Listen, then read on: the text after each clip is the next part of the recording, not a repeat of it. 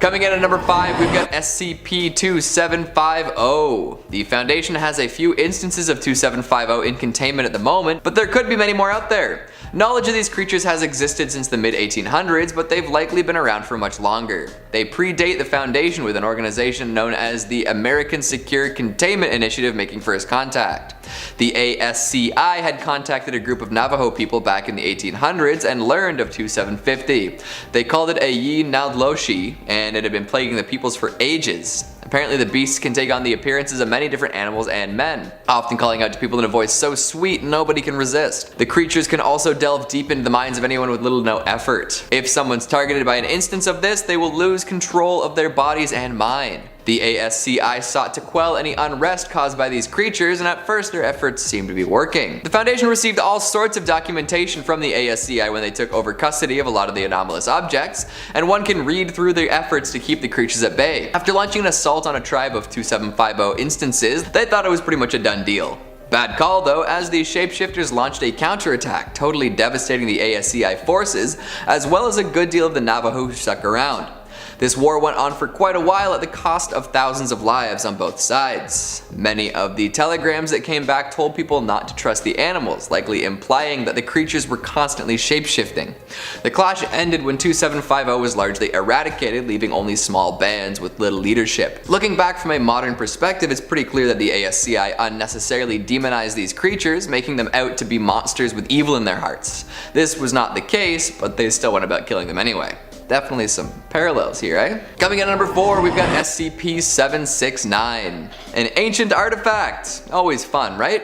This one takes the form of an old bowl made of pottery. It's got a golden glaze and is covered with white residue. There are preserved sea creature bits stuck in this residue and some sort of pattern carved into the rim. The Foundation has yet to remove any pieces or attempt to restore the patterns in the bowl, as doing so may reduce its efficacy. The bowl comes from an ancient civilization, one that is redacted, unfortunately. It seems to be tens of thousands of years old, although its actual age is redacted too. This bowl is fascinating.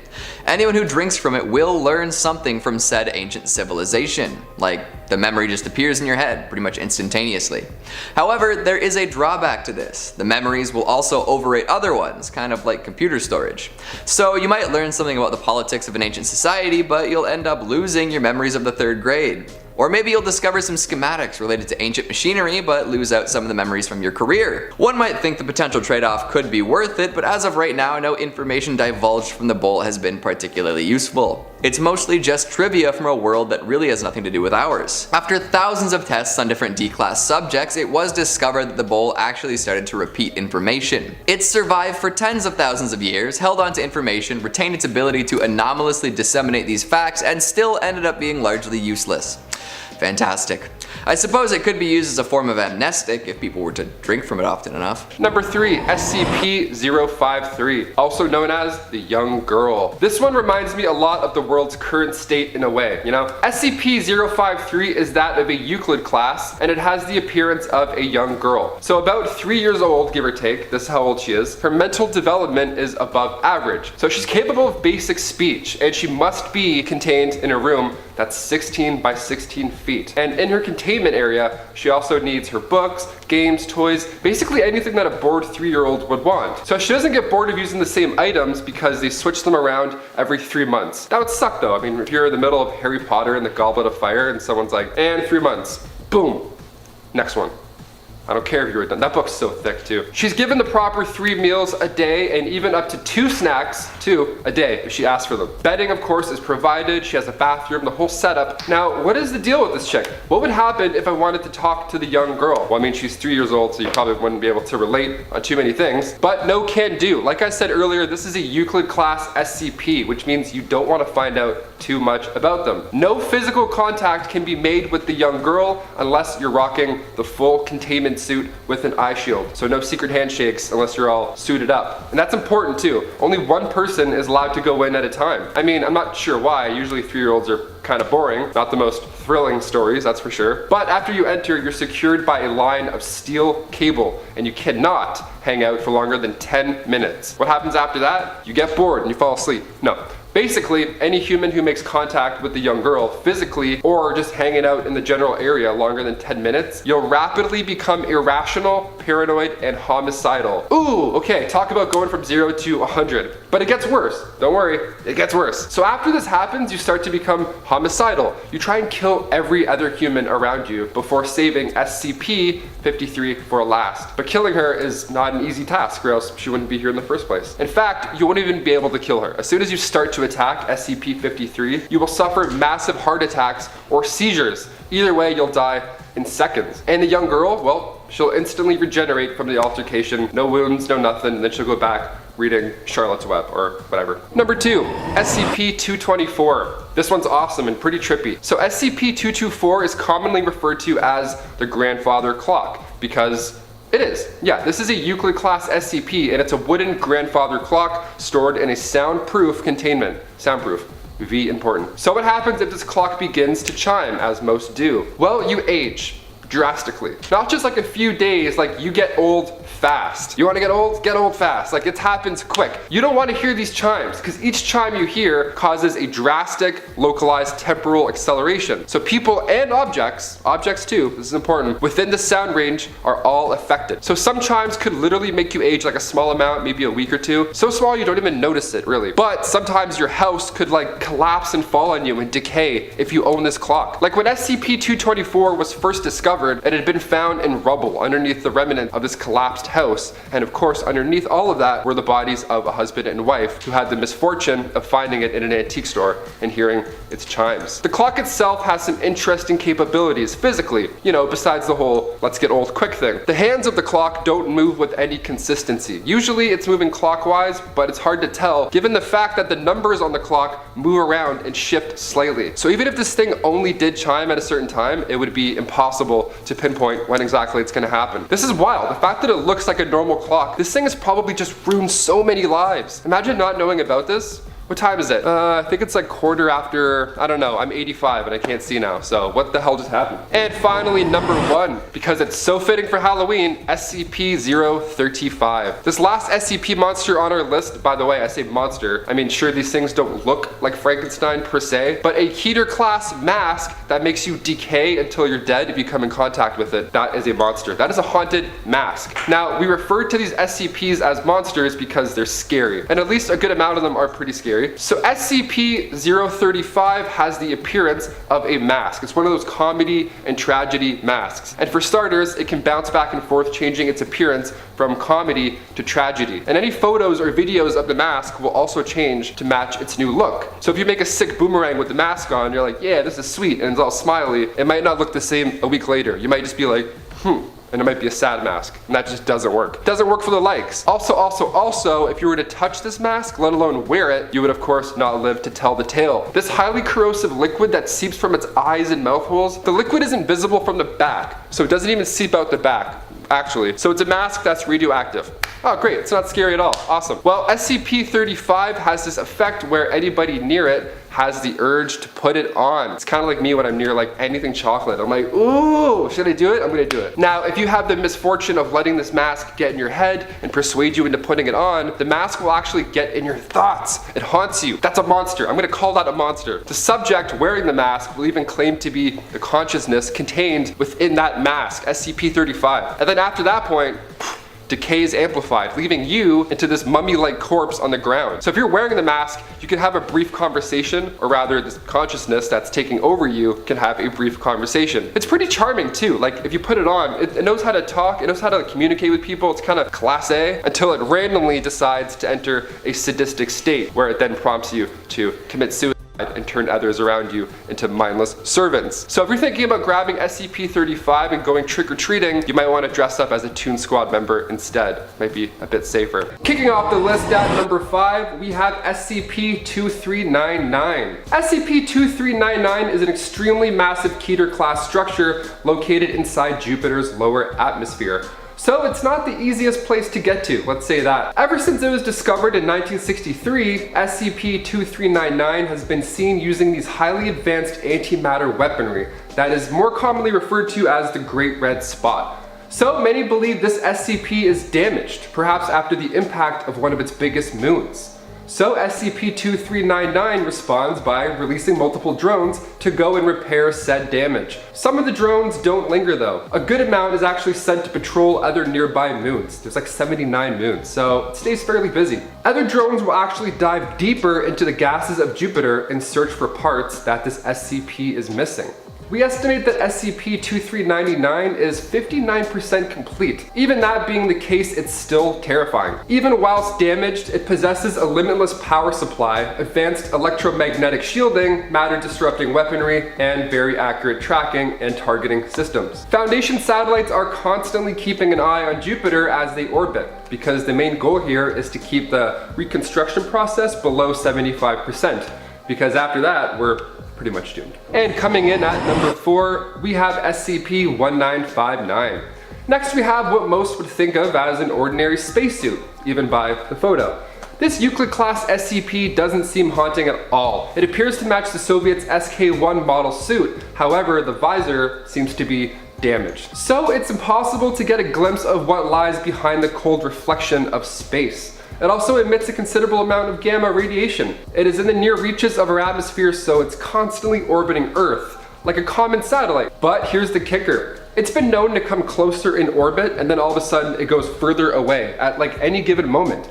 SCP-1959 is also indestructible, so if anything is floating in its way, either a meteor or an Elon Musk space car, it's not gonna last. Hence why it hasn't been contained by the Foundation yet, but they're ready for the day to arrive. Should it be captured, there is a special containment unit set aside.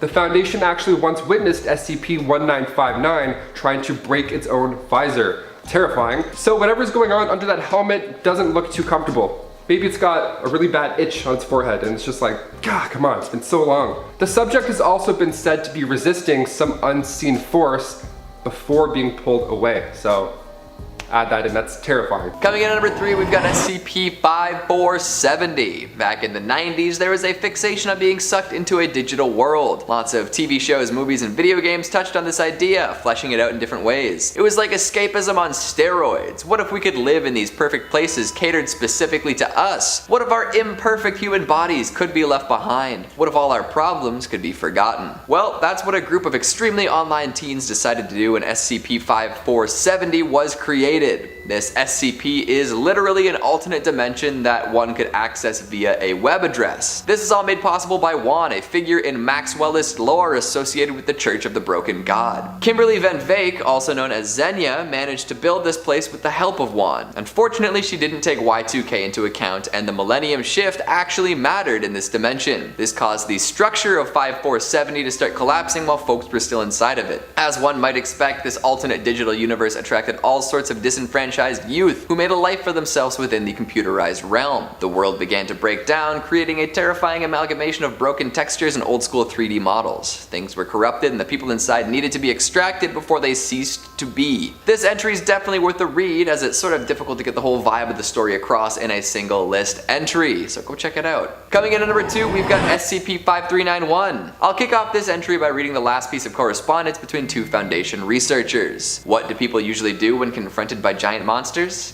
They build mechs. That's right, we're looking at an SCP Kaiju situation here. SCP-5391 is part of the Broken Masquerade timeline where anomalies and the Foundation have been revealed to the world at large. Here, all sorts of gigafauna have been showing up around the world and causing problems for everyone. They are gigantic versions of already existing organisms rising from the sea, and they all vary in size. However, they're also all highly radioactive and very dangerous. Upon reaching a dense population center, these beasts usually go about being destructive. Tsunamis, earthquakes, volcanic eruptions, and of course giant monster rampages are all associated with the arrival of these beings. There have been crocodilian cephalopods and enormous wolf eels. Some appear as massive leafless trees and others as enormous Goliath beetles. Many different approaches have been tested to deal with the creatures, none of which were very successful. Some people even suggested that the Foundation raise a kaiju from infancy and use it to fight against the aggressors. In the end, there really is only one thing to do though. Follow in the footsteps of the Jaeger program, or maybe come up with a way to make EVAs. You can't take down giant monsters with regular military equipment. You need a mech.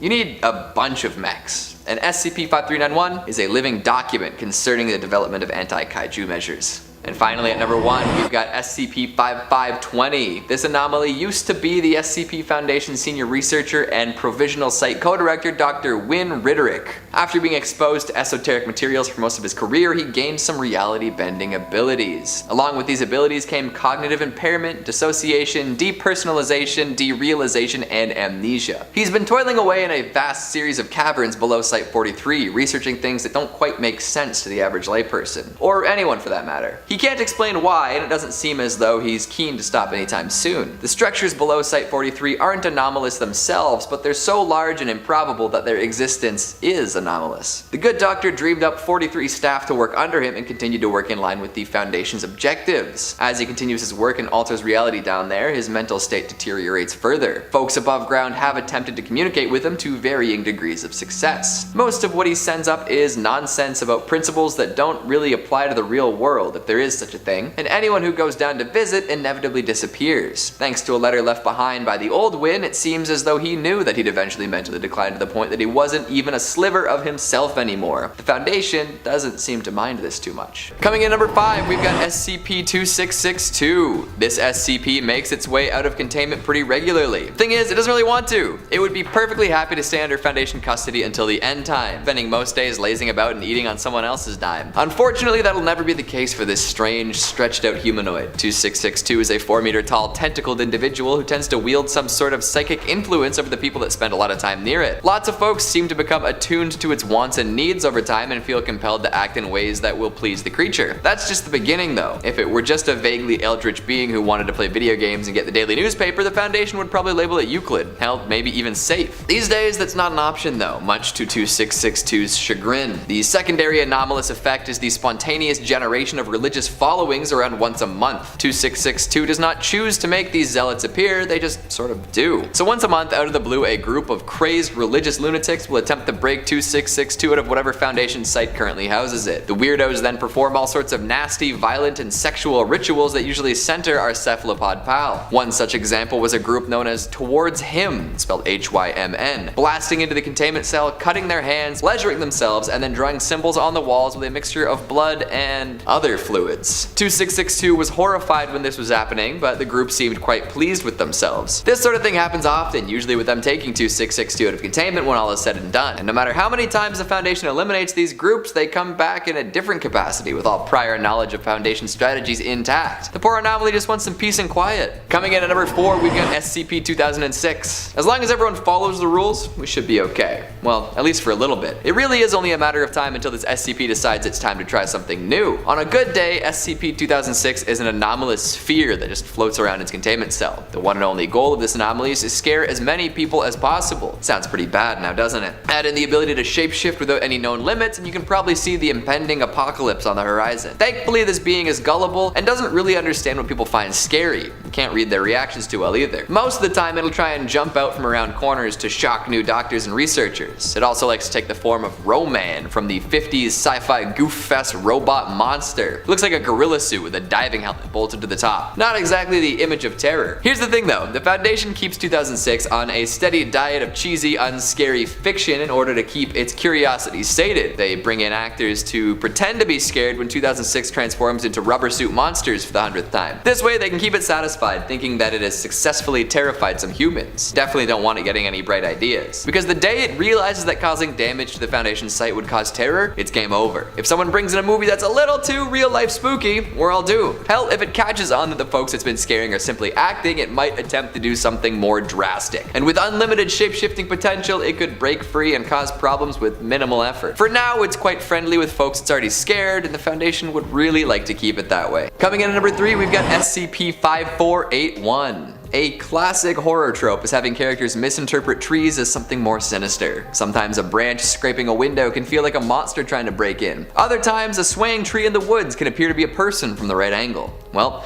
SCP-5481 brings those ideas to life. Like literal life. These trees have arms and they follow people for ages. 5481 instances usually look like Douglas firs, but they have been known to take on the appearance of other common trees. If a humanoid entry comes in contact with one, the tree will seem to grow a pair of arms and then hug whatever's there. It's a gentle hug, nothing too sinister there, which I mean, to some people might seem pretty appealing, eh? Just walking up to a tree getting a little little TLC, but when the subject ceases to touch the tree, the arms disappear. The Foundation has found that these arms are biologically human, with complex muscular systems and all. They seem to appear spontaneously, which is fun. As of right now, these trees seem to only have one objective though, which is follow Jade Johnson. The Foundation discovered a vast grove of these trees in an Oregon forest. They seem to group up around a cabin, and in said cabin, a journal was discovered. The journal contained the writings of Jane Johnson, who wrote about running away from her home and encountering these trees quite often. Somehow, her mother managed to break up her family and created these anomalous trees, which then pursued Jade wherever she went.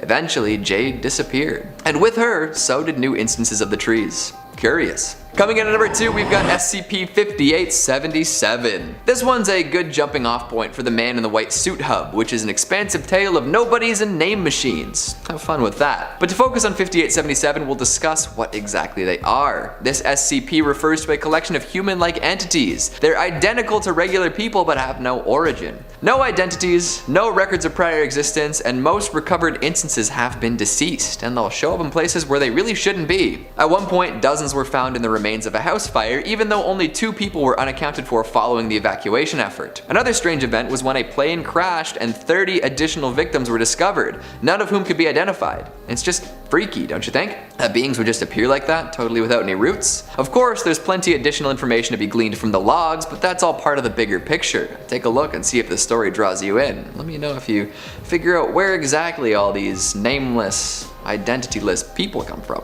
And finally, at number 1, we've got SCP-5353. And speaking of the Man in the White Suit, here is a possible titular character.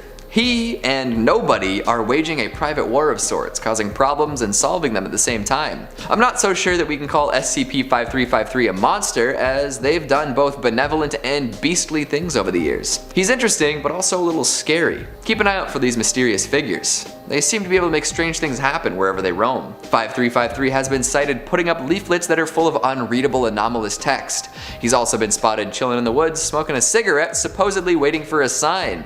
Days later, a wildfire suddenly started in that very same forest. He's brought down bribery and corruption in Wisconsin, but he's also been seen murdering renowned fortune tellers. It's hard to tell whether anyone would ever be able to trust the Man in the White Suit, which is probably what makes him so interesting. Again, check out the story hub for this one, especially the guy named Nobody. Very interesting indeed. Starting off the list at number 5, we have SCP-184. This Euclid class SCP has a pretty unique containment setup. SCP-184 must be attached to a high power electromagnet at all times, and those aren't easy to find. I say like I've been looking for an electromagnet. I'm like, trust me, you gotta order them. And if something happens where the electromagnet fails, agents must report to its containment area, of course. So its containment area being that of a park. It looks like a park. And SCP-184 is meant to resemble a statue almost. Like it looks like a mask in a way, I don't know. It has 2 eye holes and a smaller mouth hole type thing with like round tips along the side.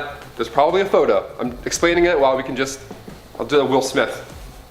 It's described to be small, smooth, and metallic in nature. So what happens if you get in this containment area? Well, SCP-184 is also known as the Architect, and that's for good reason. See, it makes the room's dimensions grow drastically. Like, I'm talking a lot. The room stays the same on the outside, so you'd never be able to tell. But inside, the room grows several hundred meters each day. That's wild. What's the rent like on this place? Can I put an offer down? Let's do it. Oh yeah, it has 100 bathrooms. Next week, it'll have 200 bathrooms. It's great. So it expands until it's about 3 times the size of the original room. Then it creates smaller rooms and copies materials from inside the structure. So there's a lot going on. A lot of shit's changing in this. But through the expansion process, materials will start to break down. So all the copied materials from in the structure that gets placed out into smaller rooms will start to change. And this is the coolest part. So like books will be made of glass, or a microwave will be made of wood. Doors will open into blank walls. What a nightmare that would be. Oh my God. Like if I was walking through the same room over and over again, that's one thing. But then to look over and see my phone charger and it's made of like peanut butter or something, I'd be so upset. Number 4, SCP-527. This dude rocks. Okay, you're gonna love this one. Found in Boston by Foundation agents in 2002, this Euclid class SCP is a human man with a suit. Only his head is actually a fish's head. He kind of reminds me of Admiral Akbar from Star Wars. He's like, it's a trap. SCP-527, it's a trap. So if you're wondering whether or not a little fish man can speak or not, yeah, he could totally speak. There's even an interview on his file in the SCP Foundation, and they thank him firstly for doing the interview, and he's like, alright, no problem. Like, he's totally normal about it. Then they ask if he can breathe underwater, and he's like, no, I cannot. He's literally just a guy, and he was born like that. He even ends the dry interview by saying, I'm just a guy with a fish head.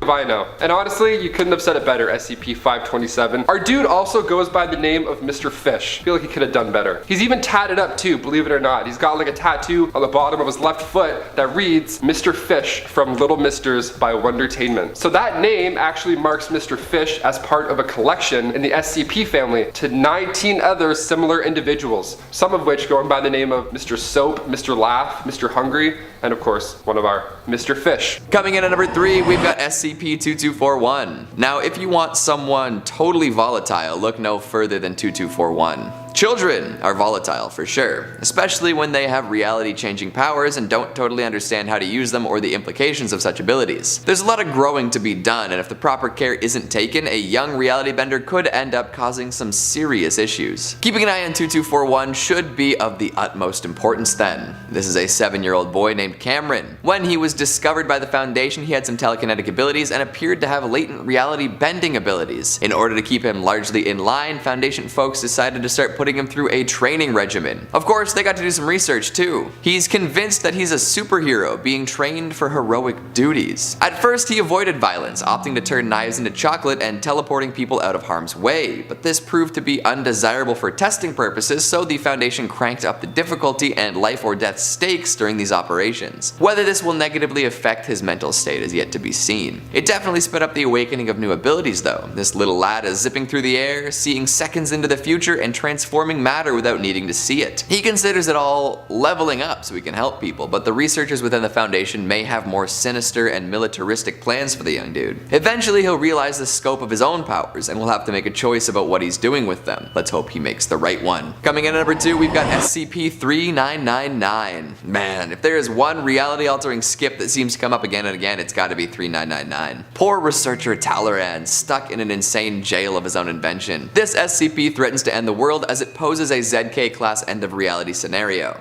Yep.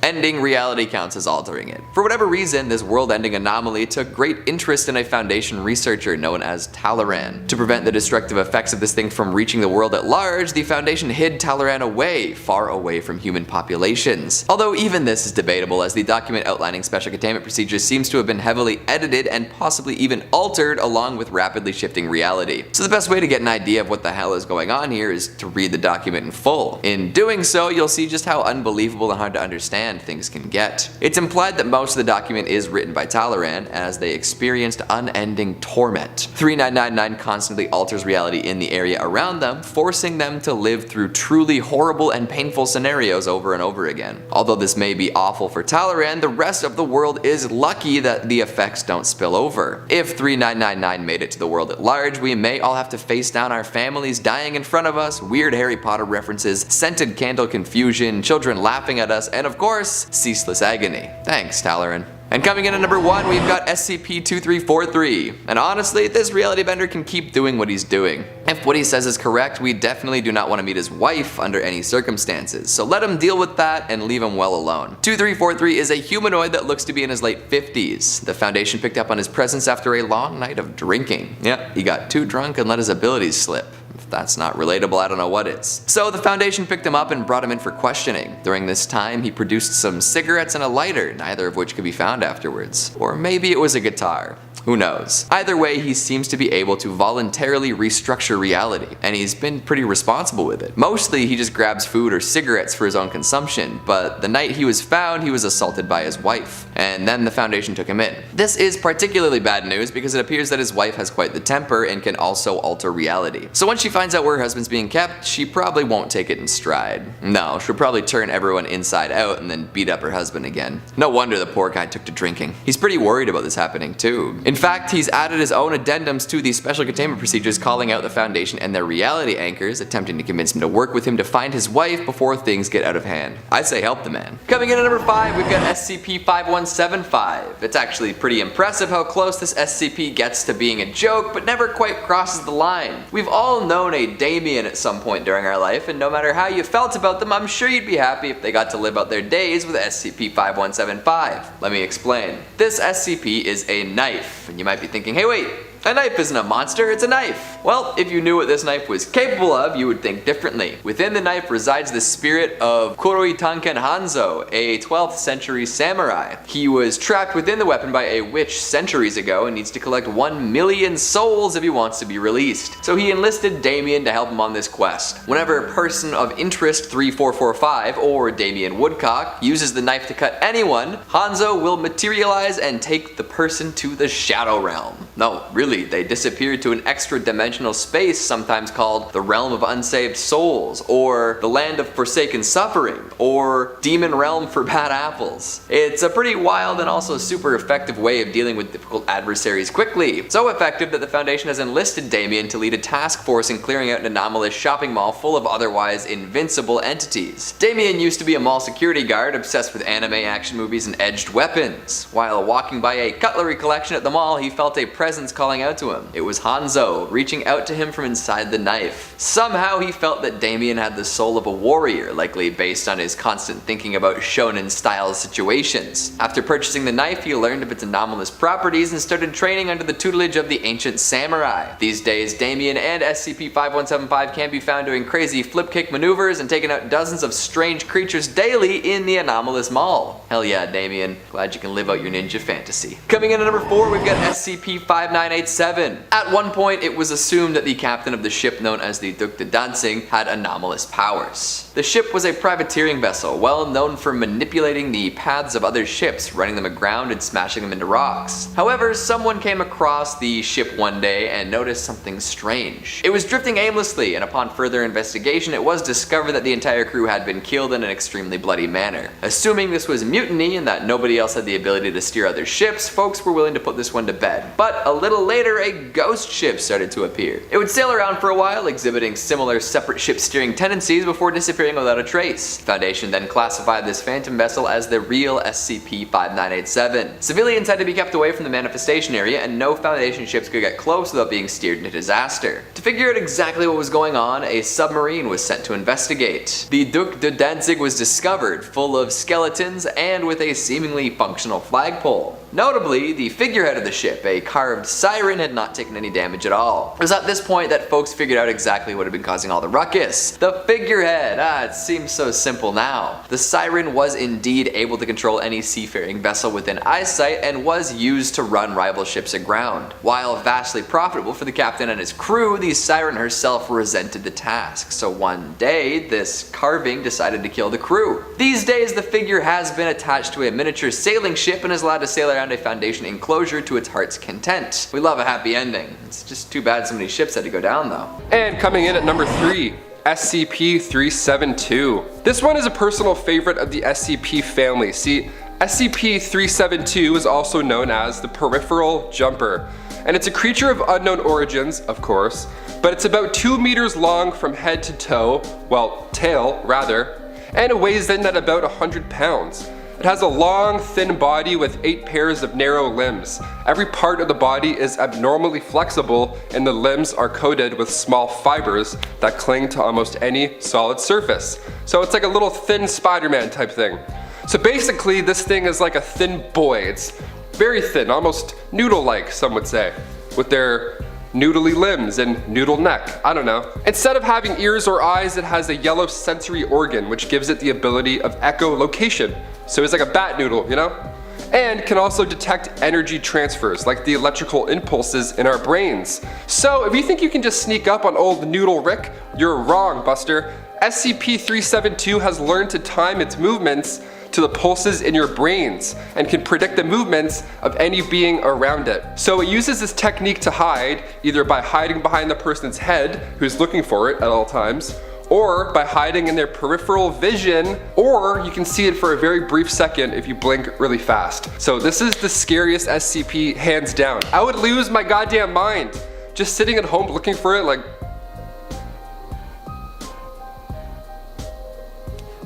I have floaters. That's basically what I experience every day already. Floaters suck. If you have floaters, you know exactly what I'm talking about. So how do you know if you're getting close to SCP-372? Well, upon entering its containment chamber, you hear a little rustling sound, a little... Now, okay, this means it's starting to stalk you. So if you hear the ruffles of doom, GTFO. And number 2, SCP-939. Yo dude, I think your mom's calling you upstairs. Oh, that's weird. She went to get groceries like half an hour ago. Better check it out. SCP-939 is a terrifying one, also referred to as with many voices. SCP-939 will use its previous victim's voice to lure you in. How awesome and terrifying is that? I'll tell you why this Keter class SCP kicks ass. I've only told you what it does, and you're probably already afraid of it. Wait until you see what this thing looks like. Bam! It's like a 2-meter tall, black, red, scaly, dragon type creature. It kind of looks like an alligator in a way. And one bite to the neck or the head and you are toast, my friend. I feel like I would absolutely fall for this thing's trap.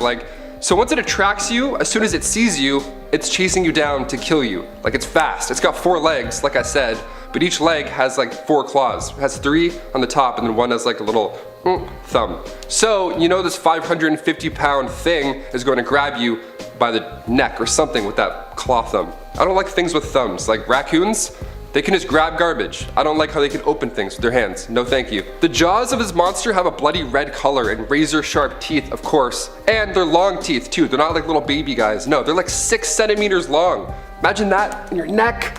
Their spines have like these 16-centimeter long spikes that are believed to be sensitive to changes in air pressure and flow. So how lovely is that? There's also no chance you can outsmart this thing either. At least I wouldn't try. I don't know. Like, if I heard my name, I'm invested in finding out who said it. I'm not like one of those teens in Friday the 13th who like play it cool and slow, like, oh, someone there? Oh, I just thought I heard something. That's weird. No, the second I hear my name, I'm like, yeah, coming. Let's go. And finally, coming in at number 1, SCP-970. Commonly referred to as the recursive room, this SCP-970 is a spatial phenomenon where a collection of rooms are looped on themselves. Yeah, it puts the curse in recursive. Haha. In any case, it doesn't matter which door you go through in this hallway. Even if you walk in a straight line, you'll just end up right back at your starting position. It's a nightmare. So the alteration to the rooms don't affect neighboring rooms and floors. So it's kind of like in Super Mario 64 when you're going up those stairs forever because you don't have enough stars to get to the top. Like, I would lose my mind in this thing. SCP-970 affects a hallway and storage room in the light containment zone. Okay, so inside the storage room is this level 1 keycard, a battery, a document, and then an empty cup. Sounds like the cool like escape room type props. I don't know, it's weird, very specific. So as the player walks through the looping doors, certain things will begin to change on you. Depending what you're carrying, certain things will just randomly disappear. So you may get injured, of course. I mean, this is a room of nightmares.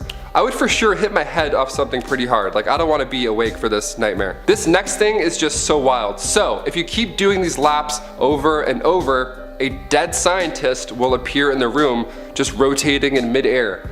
So, like, how do you keep going after that point? Like, I'd be like, okay, well, this is it. This is hell. I've made it now to hell. No way. Oh, also a random item can appear like on you, like on your persons. And a guard can be found standing in the hallway.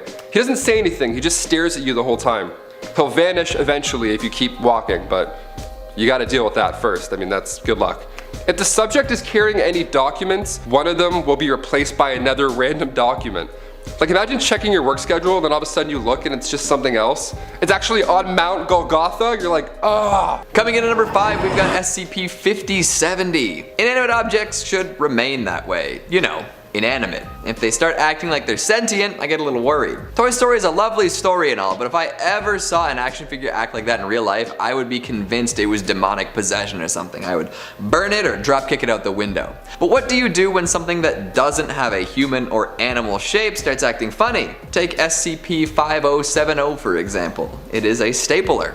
Little underwhelming, eh? Well, at least until you observe it for a little while. This black paper fastener is indeed sentient and acts like a woodpecker. Manages to hop and fly around using 2 triangular pieces of paper taped to its handle. The paper is heavier than normal paper, but other than that, everything about this stapler lines up with any other stapler on Earth, if you ignore the sentience and the flying, I mean. But get this, it's a very dangerous stapler. The inscription on the bottom should tip you off as to why. It says, vamp. Yep. This stapler has a thirst for blood. Every once in a while it will enter a hunting phase, and when this happens it'll seek out the closest living animal and effectively staple it to death. Once the prey is dead, the stapler will then absorb the blood through little staple teeth. Nobody knows where this blood goes after a hunt, seeing as the stapler appears to be just a regular stapler with all regular stapler parts, no blood container. It will also drain the color red from objects in place of blood if no live prey is available, like Marceline from Adventure Time. That's actually how the Foundation found the little bugger.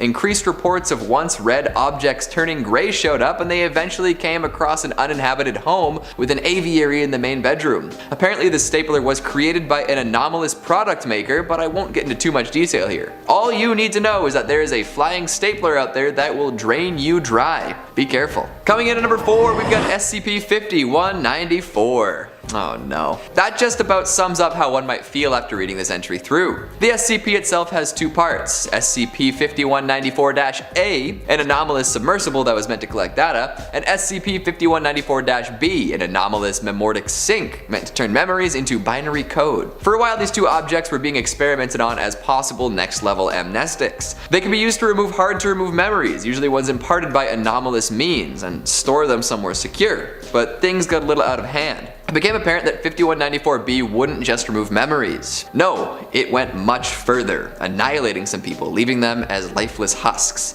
Sure, they were technically alive and they could move around, but they really didn't exist anymore at that point. So the team scrapped it. They shut down the anomalous memortic sink and decommissioned the submersible at the bottom of the ocean. They thought that was that. Game over for 5194. However, it somehow brought itself back to life. It was discovered by the Foundation later on, which surprised folks who expected it to stay at the bottom of the ocean where they left it. Worse yet, it was full of brand new data. The memortic sink would take people's memories and convert them into binary code, right? Then they'd put it somewhere where it couldn't be accessed. Well, that code did have to be stored somewhere. And when the Foundation rediscovered the submersible, they also found that there was plenty of code they didn't know about stored in there. Data that nobody knew the origins of. Stolen memories from all sorts of people that may never be found and may very well be lifeless husks, either wandering the earth or also lying at the bottom of the ocean.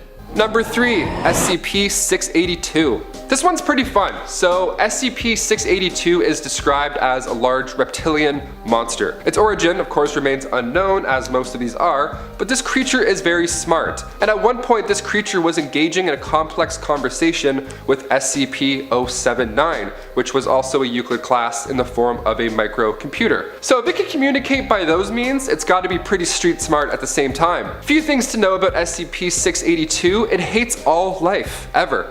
You, me, a tree? No siree. So what makes this creature so threatening? Why is it a Keter class? Well, it can move at extremely high speeds, its reflexes are just unreal, and its physical body also changes in size and shape. So this thing will eat a bunch of objects and then grow in size. Or maybe it can just shed a couple pounds of material and shrink down to a small boy. If you want to ask this thing a few questions for some reason, that's a big no-no. Nobody is to attempt communication with it at all. Ever. Period. End of story. Anybody who tries to communicate at all with it will be removed and restrained by force. Imagine that. Imagine the guard just standing there like, bless you. Ah, damn, sorry, I know. Reflexes, sorry.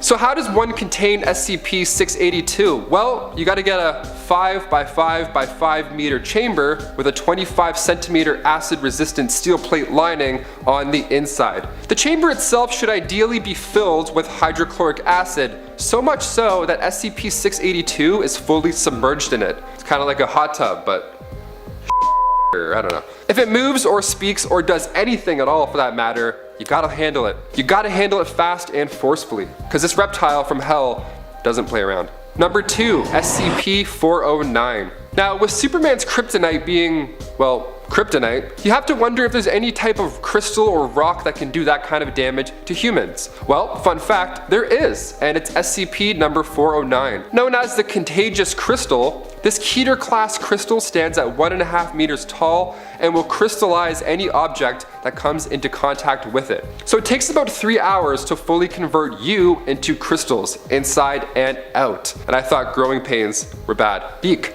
Now this one is terrifying because it looks harmless. I mean, obviously. In fact, it looks like a large quartz crystal, so it's inviting more than anything. I love rocks. I actually had a rock collection growing up. Probably shouldn't have said that out loud, but it's too late.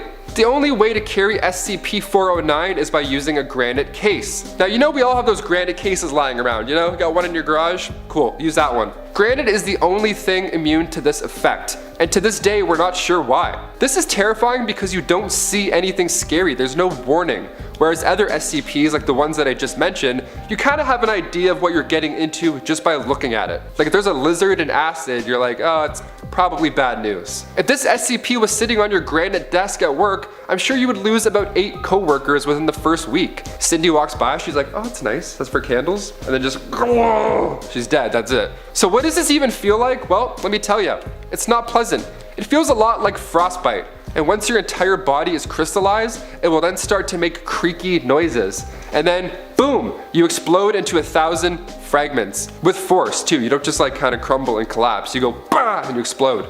Probably taking out some eyes in the meantime. There's no getting out of that one. So once you touch it, you got a few hours to say your goodbyes. And not even nukes are gonna stop this one. And finally, we saved my favorite for last, number 1, SCP-049. SCP-049 is referred commonly to as the Plague Doctor. And this one hits close to home because I played an evil Plague Doctor at a theme park for an entire month for Halloween a couple years back. That's me. Yep, you can probably tell by the stressed out shoulders and the sick pose. That's how I stood at work all the time. I was like, always about to sneeze. My shoulders hiked up. I love Plague Doctors. I think they're just the creepiest thing already, like just by how they look. Haunting of Bly Manor, one of the background ghosts right off the bat is a Plague Doctor, and I got so excited to see him in the background of all these scenes. And if you love that show and want to know more about these hidden ghosts, Lindsay Ivan did a bang up job with those, so check her out on our Most Amazing Top 10 channel and Top 10 Hidden Ghosts that you missed in the Haunting of Bly Manor. SCP-049 is a bit sicker than your average. This Euclid class SCP is a humanoid entity that of course resembles that of a Plague Doctor. It was discovered in the town of Montauban, which is located in southern France, during a raid. They actually found a few other SCPs called SCP-049-2s, which I'll get into a little later on. So let's talk about the design. These aren't clothes per se. These garments have actually grown out of SCP-49's body. That's quite the beak it's got there, wow.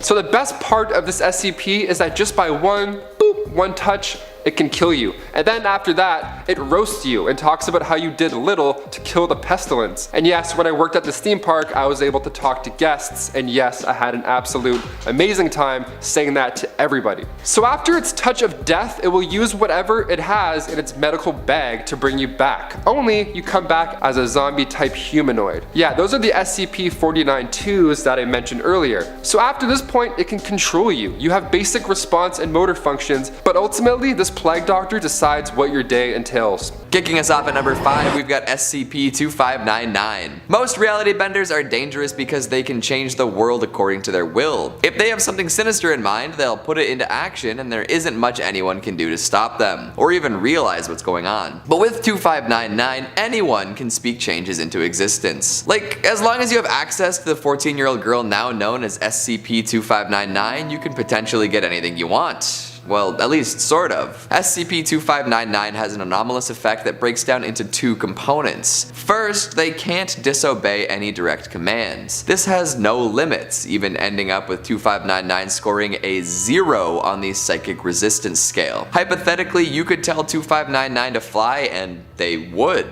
Or ask them to alter the composition or color of a piece of paper and it would happen. However, part 2 adds an interesting caveat to this anomalous quality. 2599, while always obeying direct commands, will never be able to fully carry out the tasks. They'll mostly clean a room or get most of the way through a book or even mostly kill a person. That's right, if you ask 2599 to kill someone, they'll stab them but somehow manage to only hit necrotic tissue left over from a prior heart attack, so they won't actually die. What's been described so far is most mostly within the realm of reason though. If you were to order 2599 to do something that changes aspects of reality or breaks the laws of physics, they would mostly be able to do that. Of course, it wouldn't be to the exact specifications you gave, but it would be close. Careful giving orders though, paradoxes can be really finicky. One time a researcher gave 2599 the command, "Do not lie," when repeating these sentences. The following sentence is true, the previous sentence is false. This caused 2599 to totally freeze up, followed by micro changes being noticeable in reality. I don't think even 2599 comes close to understanding the scope of their reality altering abilities. Coming in at number 4, we've got SCP-343. Oh god, I almost forgot about this guy.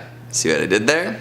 Man, maybe I did spend too much time at home. Ignoring what I just said, let's discuss the reality-altering capabilities of SCP-343. Right now, he's just chilling in a Foundation holding cell. Foundation staff saw him essentially teleport from the street to a rooftop in Prague and detained him shortly after. However, there's really nothing they can do to keep him there. 343 comes and goes as he pleases. Most of the time, he'll chill out with the guards and talk for hours. He's managed to lavishly outfit his cell and is known to head out for periods of time to snag a burger or two. Mostly, he's harmless, or I suppose as far as we know. It's hard to tell when he literally claims to be God and can manipulate reality.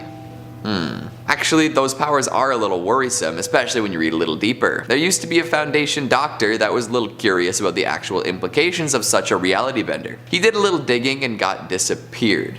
Like, there are little bits and pieces of the doctor and his research, but no official records of any such person in any Foundation database. Even though it seems that 343 increases morale and is able to speak intelligently on literally any topic, he might be worried that someone could find out some incriminating information. If that happens consistently, 343 might even decide to blow this popsicle stand for good, altering reality so that the Foundation itself never existed. Or maybe, just maybe, he'll keep eating burgers and shooting the breeze with security guards. Coming at number 3, we've got SCP-557. As a general rule of thumb, I tend to avoid ancient tombs. High curse potential, the possibility of undead guardians, etc, etc. But hey, it's your life. Go check out ancient tombs if you want to. This one in particular should be avoided though. Remember when I mentioned that folks have been trying to deal with anomalies since way back before the Foundation was even an idea?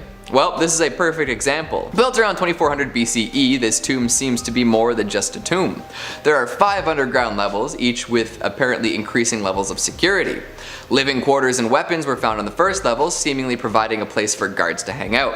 Levels 2 and 3 are recorded as a prison for heretics and sorcerers, which is always fun. Then we get to level 4, described as a place for the abnormal. You've probably already guessed what abnormal means in this case.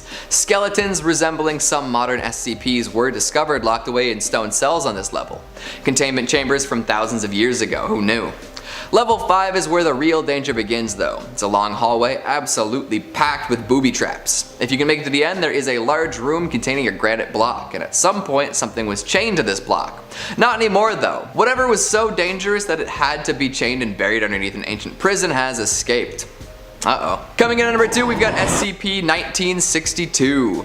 What's cooler than an ancient cursed sword? Nothing, that's what. So SCP-1962 is pretty cool. It's an Egyptian khopesh or sickle sword dating back to 1780 BCE.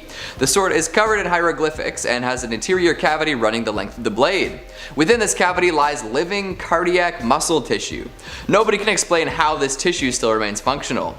If a living human grips the sword, the cardiac muscle will fuse the sword to the person. Then the tissue permeates the person's skin, merging with their dermis, and burrows its way towards their heart. After about 4 minutes, it'll merge with their heart, totally overriding its regular function.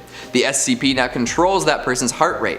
Usually this means the BPM clocks in around 75, but if the person fused to the sword attempts to use that as a weapon, things get a little more wild. The heart rate will jump between 140 and 190 and become extremely erratic. Apparently the sword was designed to increase the reflexes of whoever wielded it. Not a bad idea, but the execution seems to be a little off. And finally at number 1, we've got SCP-1595. This SCP has the unique honor of being all sorts of ages, and in all sorts of places too. It's quite weird. 1595 is a series of numbered messages that originate from various time periods and locations. They're mostly written using methods unavailable in the time period from which they originate and are always written in modern English. They're perfectly serialized too, like in order. Every entry has been discovered in that order, even though some were technically written centuries before the ones that precede them. Like, the first message was discovered inside of a mausoleum in the 1700s, but the third message, numbered that way and with information that corresponds to being later in on the timeline, was written in 1453. Message 20 was discovered on a scroll dating back to 650, and message 51 was from 5000 BCE. It makes no sense, although some of the messages do reference temporal nonsense. So yeah, it seems like we've got a couple of time travelers sending messages back and forth, playing a game of cat and mouse. We'll see what turns up next. Kicking off the list at number 5, SCP-895, also known as camera disruption, for good reason that is. SCP-895 is an oak coffin found in an unspecified location, of course. Secret coffins for the win, ayo. Its powers are quite crazy. See, I know the title says monsters, but this is a monster. I'm gonna count these things as monsters. Like, I don't know what else to refer to them by. Like, that's the best name for them. They f your day up, okay? We'll put it like that. And if you go near it with photographic equipment, like say your phone for starters, SCP-895 will cause disruptions in your camera equipment with disturbing hallucinations. That's terrible. Imagine walking towards it like, oh, it's a neat coffin, better snag a pic. Within a range of 5 meters from SCP-895, the footage that you film can cause severe psychological trauma and hysteria. That's not a bad video to have on your phone at all times. Like, if people are being rude, you can just send that video to them, you know? Or if someone's talking on their phone on the bus, always the worst, you can just boop, airdrop the video to them, and they're like, hang on 1 second. Huh. Problem solved, you're a hero. The bus driver is just gonna take you anywhere you wanna go for the rest of the day while people cheer your name. That's it. And number 4, SCP-012. This one's a fun one, also referred to as a bad composition. This Euclid class SCP looks like it's part of like a sheet music set. So the top of the page of the music, it reads, "On Mount Golgotha," which I guess was a banger back in ye olde day. That dude probably sat by a hot candle for hours just humming and like dipping, like, check it out on Spotify, let's do it. The music, however, is actually not complete. And this is where things start to take a bit of a dark turn. See, the dark red ink that's often viewed as berry dye, yep, turns out it's actually blood, as you probably guessed. Blood from previous subjects. The song isn't even a banger after all. What? It's a cacophony, lacking correlation and harmony between instruments. So don't expect to be making any sick TikTok dances with "On Mount Golgotha." So it's at least hidden in a containment chamber, thank the Lord. So if you get the misfortune of coming close to SCP-012, you will hear the not so sweet music of "On Mount Golgotha." And then you will start to cut yourself and use your own blood as ink to try and complete the score of music. But that's the beauty of SCP-012. You can't complete it. It's kind of like the game Skyrim. You'll never do it all, man. Just give it up. And coming in at number 3, we have SCP-1694. Making its home just next door on the surface of Venus, SCP-1694 are the residual remains of an extraterrestrial nanotechnological device that was deployed on its surface. What deployed it? And when? Well, we still don't know. But what we do know is that if we were to make our way to Venus and land on the surface of the planet, SCP-1694 will rapidly shred us and quickly reassemble the matter at a cellular level into an interconnected mass of various durable appendages and sophisticated organs. Through unknown means, cells from multiple sources can be made to function together, and even dead tissue or matter can be reconstructed and repaired. Wow. So it makes sense why SCP-1694 is a Euclid class. Now, the fact that SCP-1694 targets biological tissue makes us believe that Venus was once like Earth. But due to an advanced civilization, it became this nanotechnological war due to the aggressive methods in which SCP-1694 uses to extract the resources. There's no traces of life left on Venus. This dude cleans up. Many have drawn conclusions that this is why Venus is a hot, lifeless planet, because of these greenhouse gases that accumulated, killing any organic matter and boiling off any traces of water. And honestly, with the way Apple's going now, I can for sure see this happening by the time we hit iPhone 16, easily, for sure, maybe 15. The face scan alone, I'm not here for it. I've seen Black Mirror. And coming in at number 2, we have SCP-3485. We go now far away from Earth. I'm talking like 17 light years away.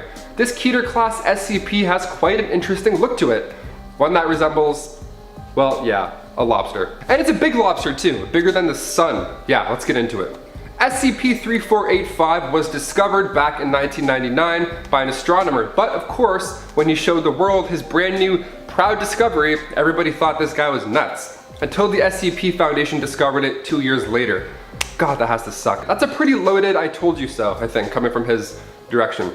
SCP-3485 can withstand quite a lot of damage. This thing is massive, so it's for sure bumped into the odd star or two, but there's no burn marks. There aren't any dents in this thing either, so no moon has given it a Charlie horse or anything like that yet. Come lunchtime, ooh, you better watch your back, ET. SCP-3485 has a complex digestive system, mainly snacking on leftover hydrogen and helium residue created by stars. It also uses heat-resistant tendons in its mouth to chomp away at star material. I bet it loves Hugh Jackman. You know, the star material? Okay, yeah, oh, yeah.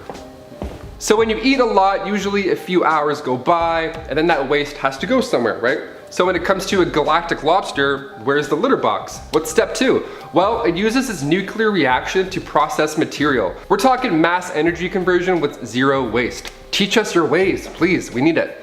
It's capable of surviving in space because it doesn't need nutrients or oxygen or anything lame like that. Instead of a bloodstream, SCP-3485 uses a highly conductive gaseous solution to transport electrical energy. But what if it's hungry and it's light years away from the closest pit stop of a star? Well, it can instantly teleport there and begin fueling up. So in other words, we're screwed. And lastly on our list, we have one of my favorite SCPs from space. I'm talking about SCP-4524. This cuter class SCP is about the same size of our moon, except, well, it's made of human cells instead of our moon, which is made of cheese. Right? It's made of cheese? Cool. We're unsure whether or not this SCP is alive, sentient, or sapient, but it's currently orbiting Uranus. And yes, you heard me. The moon, made out of human cells, is orbiting Uranus. Foundation probes were launched into the atmosphere and they gave us some data in regards to SCP-4524. That data being that its surface is actually habitable. How can it support life? Well, that's still one of the mysteries of the Foundation. Many have drawn conclusions that SCP-4524 has maintained the surface ecology using a thermoregulation system. Now, instead of the Foundation sending humans there, they decided to send a rover because, of course, it was much more safe. Not only was the surface made of human skin cells, but the structure of it is made of like muscles and bone marrow. God, it's gross. And if that didn't make you feel sick enough, maybe this next one will. The liquid resting on SCP-5424 is sweat and urine. So if you were thinking of grabbing a floaty and going for a ride down the old interstellar lazy river, you might want to take a nose plug with you. And kicking off the list at number 5, we have SCP-096, or also known as the Shy Guy. He's a shy boy, I guess, little shy. Kidding, he's actually terrifying. He's a terrifying boy in that case. SCP-096 is a humanoid creature who is actually really chill. He's super calm, cool, and collect, that is, until you look at his face. So if you want to have a chat with the Shy Guy, you might have to do it over text message. Just don't FaceTime. For the love of God, do not click FaceTime. Because once you look at his face, it enters a stage of emotional distress. It will cover up its face and start losing it. I mean, it screams and it cries. It pretty much has a mental breakdown. And then it starts chasing whoever looked at its face. And after that, well, there isn't exactly an after in this case, if you get what I'm saying. You will then get chased down until it kills you. And then only after that, it will go back to its neutral state. So in this neutral passive state, SCP-096 will passively follow you. So if you're just texting, kind of doing your own thing, it'll kind of wander behind you, maybe poke in, see who you're talking to. Oh, it's that X again? Not a good idea, I don't know. He's just there, right? Like, have you seen Bird Box? Take some notes from Bird Box. So like I mentioned, this thing is really fast. And if you think you can run through a few doors, maybe catch a couple elevators, and Bob's your uncle, you're horribly, wildly mistaken. It will rip through whatever barrier is in front of it. I mean, this thing can rip through elevators. What do you think it's gonna do with your spinal cord? I don't know. And if you want to find this thing and play peekaboo, there are a few locations at the heavy containment zone where you would be able to find the Shy Guy. Locations like Gas Catwalk, 3-way Gas Catwalk, the Graded Hallway, and the all-metal corridor, I believe. It has also appeared in the small server room, but that's because an unfortunate guard looked at its face. And that guard was, of course, brutally killed. And number 4, SCP-173. It rhymes. Isn't that neat? Love when that happens. Next up on our list is the Euclid class SCP-173, and it's personally one of my favorites. Now, normally you want to avoid most of these monsters, right? Make as little contact with it as possible, whether that's physical contact or in some cases, eye contact. Well, when it comes to SCP-173, in order to get near it, you need at least 3 people with you. In order for SCP-173 to not kill you, somebody has to maintain direct eye contact with it. And wouldn't it suck if you worked with somebody who went out for a smoke break? They're like, hey, you got this, right? You're like, yeah, for sure, take your time. So what exactly happens if you break this eye contact? Well, SCP-173 will then snap your neck at the base of your skull or strangle you, which I guess would take a long time with my neck, eh guys? I see your comments talking about my noodle neck. I see y'all. I'm gonna respond to all of them. Top 5 people that shouldn't be commenting about my neck anymore. I'm looking right at you, that's right. I'd personally go for the neck snap, way faster, I don't know. Its origins are still unknown, but it's made up of concrete and rebar with a Krylon spray paint thrown into the mix.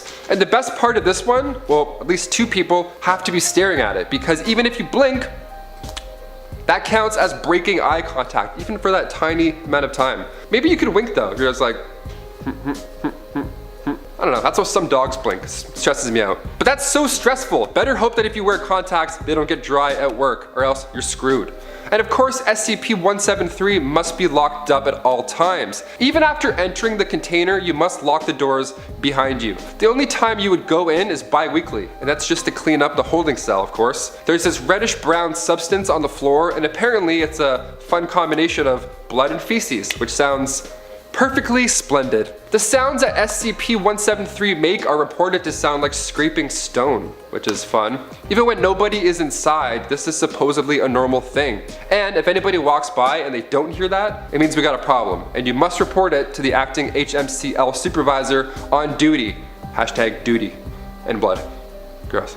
Coming in at number 3, we've got SCP-035. In order to keep this porcelain mask contained, the Foundation keeps it in a sealed glass case no less than 10 centimeters thick. The case is then placed in a room made of steel, iron, and lead. Doors are triple locked, and at least 2 armed guards are posted outside of the metal cube at all times. Nobody's allowed in or out under any circumstances. Then, every 2 weeks, it has to be moved to a new sealed case, and the old one must be disposed of. It seems as though this should be enough to contain anything, but it still isn't enough. There are slip-ups, and 035 has made it out on multiple occasions. It's constantly dripping corrosive fluid from its eyes and mouth, which will decay pretty much anything it comes into contact with. Glass seems to last the longest without totally falling apart, thus the thick glass case. Anyone who comes within a few meters of the mask will feel compelled to put it on. Doing so fries the brain and replaces their personality with that of the mask. The host body will then decay until it is no longer functional. When possessing a body, 035's personality shines through. It claims to have been present at many momentous occasions throughout history and loves to convince people to become its servants. It uses this ability to rally support and attempt to escape Foundation custody. Multiple escape attempts have led researchers to permanently seal the mask away, but this only served to make it angry. An aura of negativity surrounds the mask now, compelling anyone who enters the space around it to attempt suicide. All of the walls surrounding 035 secrete a strange black substance too, consisting of blood and unknown contaminants. The goop is highly corrosive, like the stuff coming out of the mask, and threatens the structural integrity of any room it's kept in. With both the negativity aura and the ability to summon secretions, it's only a matter of time before the mask makes another great escape. Coming in at number 2, we've got SCP-096. There's no stopping this one.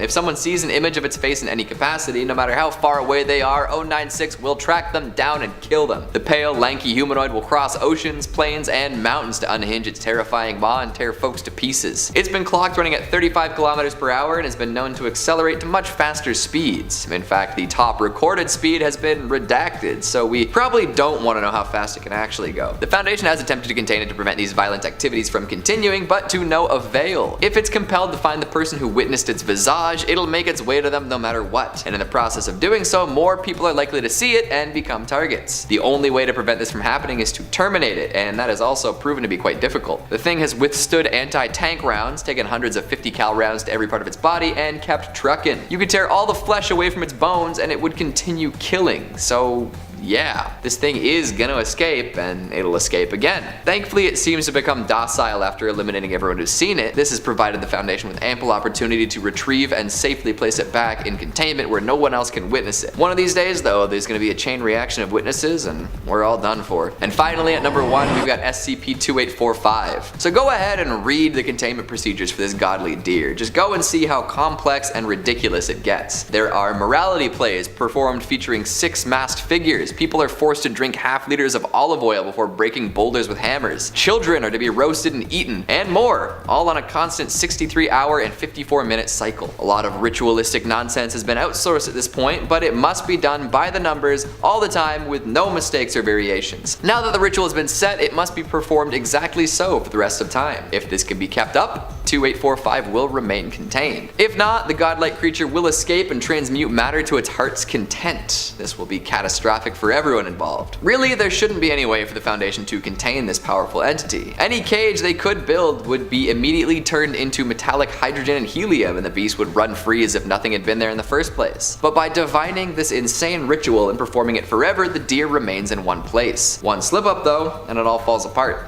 Let's see how long they can keep it up.